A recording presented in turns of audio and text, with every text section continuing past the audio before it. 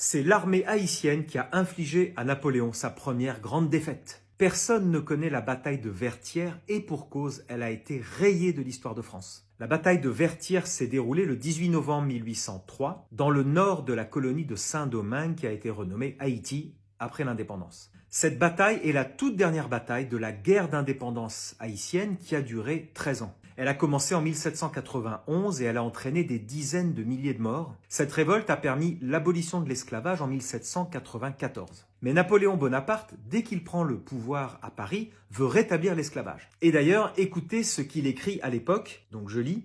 La décision de détruire l'autorité des Noirs à Saint-Domingue n'est pas fondée sur des considérations de commerce et d'argent, mais sur la nécessité de bloquer à jamais la marche des Noirs. Donc, en 1802, il envoie 30 000 soldats sous les ordres du général Leclerc, qui est le beau-frère de Bonaparte, puisque Leclerc a épousé Pauline Bonaparte. Et Leclerc doit reprendre le contrôle de l'île et surtout rétablir l'esclavage. Le général Leclerc sera assez vite terrassé par la fièvre jaune et il sera remplacé par le général Rochambeau.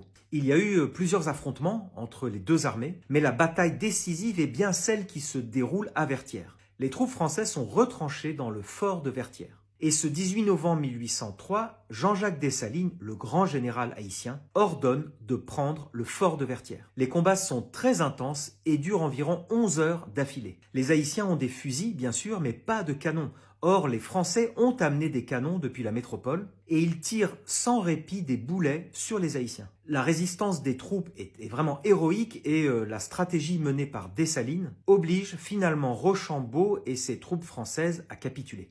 Un accord est signé et Rochambeau a 10 jours pour quitter l'île définitivement. D'ailleurs, Rochambeau va offrir à Dessalines son plus beau cheval comme une marque d'admiration pour sa bravoure et pour son courage. Au final, 15 000 soldats français ont trouvé la mort pendant cette expédition. L'île est proclamée indépendante en 1804 et elle devient la première république noire du monde. Vertières est une double humiliation militaire d'une part, mais aussi plus profondément une défaite de société, puisque ce sont d'anciens esclaves noirs qui chassent avec force, avec organisation et avec stratégie la plus grande armée du monde à l'époque. C'est la fin du dogme de la race supérieure qu'ont imposé les Occidentaux dans ces colonies.